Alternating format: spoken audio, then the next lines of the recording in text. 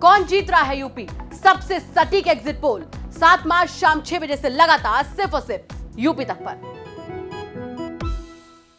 भागलपुर में गुरुवार रात जिस अवैध पटाखा फैक्ट्री में धमाका हुआ और 14 लोगों की जान चली गई, उस पूरे मामले में पुलिस अभी जांच कर रही है। जांच में तेजी भी आई है और हमारे साथ बात करने के लिए मौजूद है अब तक की जांच क्या हुई है भागलपुर के एसएसपी बाबूराम जी मौजूद हैं।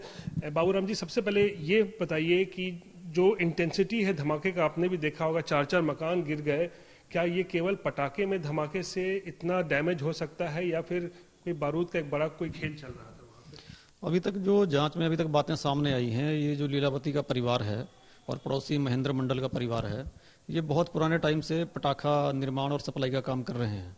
तो अब ये एक्सप्लोसिव एक्सपर्ट ही बता पाएंगे कि अगर वहाँ पे पटाखा बनाने वाला बारूद बहुत बड़ी मात्रा पे एक जगह पे रखा हो, या हो सकता है किसी ऐसे कंटेनर में रखा हो जहाँ पहले एक छोटा ब्लास्ट हुआ हो और छोटे ब्लास्ट से उस बड़े ब्लास्ट में डेटोनेट कर गया हो, ऐसी कोई संभावना अगर बनती है तो ये एक्सप्लोसिव जो एक्सपर्ट हैं, एफएसएल की टीम आई हुई है, एटीएस की, बीडीएस की टीम आई हुई है, तो अभी इन टीमों के साथ हम लोगों की मीटिंग भी होगी, तो इनसे जानकारी के बाद हम लोग निश्चित रूप से कुछ कह पाएंगे।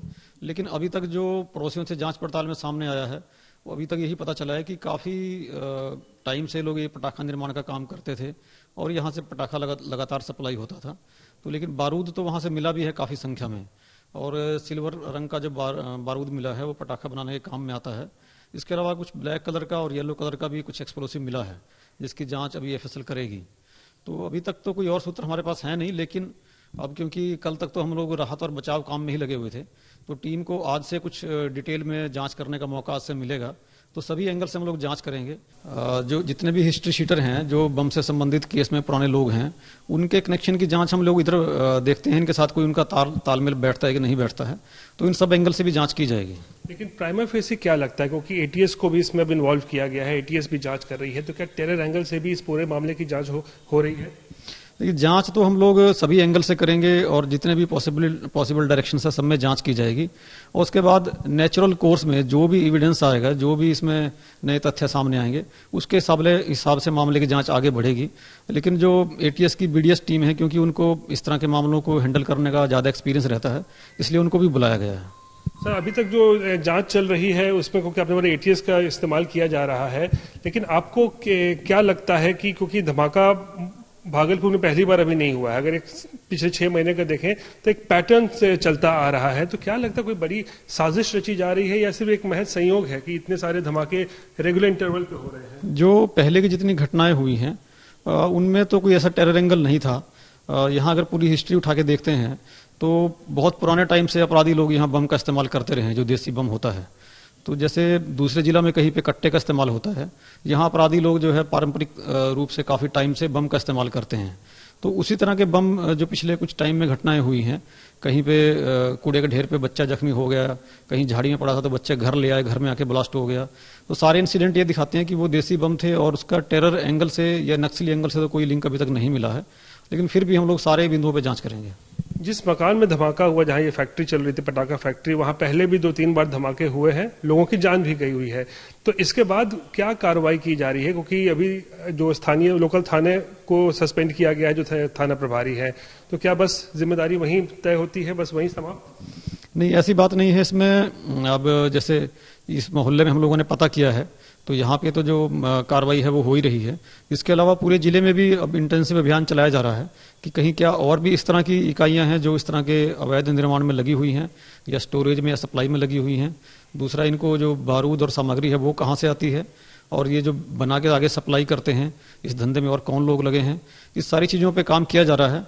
और थाना को तो फिर भी हम लोगों ने फिर डायरेक्शन दिया है कि अगर कहीं इस मामले में चूक होगी तो थाना की जिम्मेदारी तो तय होगी हमेशा के। लेकिन चूक यहाँ तो आपको मानते हैं यहाँ चूक हुई है, क्योंकि आप लोगों ने ड्राइव भी चलाया हुआ था भागलपुर पिछले 2 महीने पहले ही पूरे शहर में इंटेंसिव ड्राइव चलाया गया था। जब ऐसी घटनाएं हुई कि कुछ अपराधियों ने बम कूड़े के ढेर पर फेंक दिए या झाड़ियां फेंक दिए थे, वहां भी कई बार ऐसे दुर्घटनाएं हुई थी, तो पूरे शहर को एक तरह से सैनिटाइज किया गया था और सभी माफिया की सूची बना के उनके विरुद्ध कार्रवाई कराई गई थी। लेकिन ऐसे कार्रवाई के बाद, ऐसे ड्राइव के बाद इस व्यक्ति, इस परिवार के ये पुलिस की नज़र में नहीं आना या पुलिस के रिकॉर्ड में नहीं आना, कार्रवाई नहीं होना, तो ये साफ तौर पर एसएचओ की लापरवाही थी। और अभी हम लोग समीक्षा करेंगे कि एसएचओ ने थाना का जो काम का बंटवारा किया था, क्या कोई और भी पदाधिकारी कर्मी हैं जिसको इस एरिया की जिम्मेदारी दी गई थी। अगर किसी और की चूक पाई जाएगी उसके विरुद्ध भी कार्रवाई होगी। तो थाना को तो हम लोग बार बार रीट्रेट करते हैं कि अपराधियों के खिलाफ अगर कार्रवाई में कहीं ढिलाई होगी तो हमेशा ये जिम्मेदारी तय होगी और ये कार्रवाई होगी। जिला के कप्तान यानी कि होने के नाते आप ये मानते हैं कि यहाँ पुलिस की चूक हुई थी जिसकी वजह से इतनी बड़ी घटना घटी? ये बेशक एक चूक है, क्योंकि थाना को अपने एरिया के जो नॉन अपराधी हैं या माफिया हैं उनकी सूचना रहनी चाहिए, और अगर वो नहीं रहती है तो ये बहुत बड़ी चूक है। तो इसमें कोई डाउट नहीं है। कुछ गिरफ्तारियां हुई हैं क्या इस मामले में, या आप लोग किसी की तलाश कर रहे हैं? जो लीलावती का परिवार जो रहता था वो मकान मोहम्मद आजाद नाम के व्यक्ति का है जो वहीं पे ग्रिल की दुकान चलाता था। तो लीलावती का परिवार इसमें किराए पे रह रहा था। मकान मालिक के नाते भी उसकी जिम्मेदारी थी कि उसके मकान में किसी तरह की अवैध गतिविधि, गैरकानूनी गतिविधि ना हो, और क्योंकि वो वहीं दुकान चलाता था तो इसलिए ये मानने का भी कोई आधार नहीं है कि उसको पता ना हो। तो उसकी जानकारी में अपराध होना, उसका पहला अपराध तो यही है। इसके अलावा अगर उसका और भी कोई इसमें इन्वॉल्वमेंट है उस पर भी जांच की जाएगी। उसको आप लोगों ने खोजा है, कहाँ है, फरार है, क्या है? हाँ, वो घटना के बाद से ही फरार है। उनके परिवार से भी कुछ पूछताछ हुई है, लेकिन टीम भी लगी हुई है और जल्दी उसकी गिरफ्तारी की जाएगी। चलिए, तो बाबूराम जो कि सीनियर एसपी हैं भागलपुर के, जानकारी दे रहे थे कि ये जो बड़ी घटना घटी है उसके पीछे कौन कौन सभी एंगल्स पे जो है वो इस वक्त जांच चल रही है, और मोहम्मद आजाद जो उस मकान का मालिक था और इस वक्त फरार है, उसकी भी गिरफ्तारी के लिए जो है चारों तरफ छापेमारी चल रही है। लेकिन हाँ, सबसे बड़ी बात यह कि पुलिस भी मानते हैं, पुलिस के जो मुखिया है वो मानते हैं कि यहाँ पे जरूर चूक हुई है जिसकी वजह से इतनी बड़ी घटना घटी जिसमें 14 लोगों की जान चली गई। कैमरा पर्सन दीपक कुमार के साथ रोहित सिंह, भागलपुर।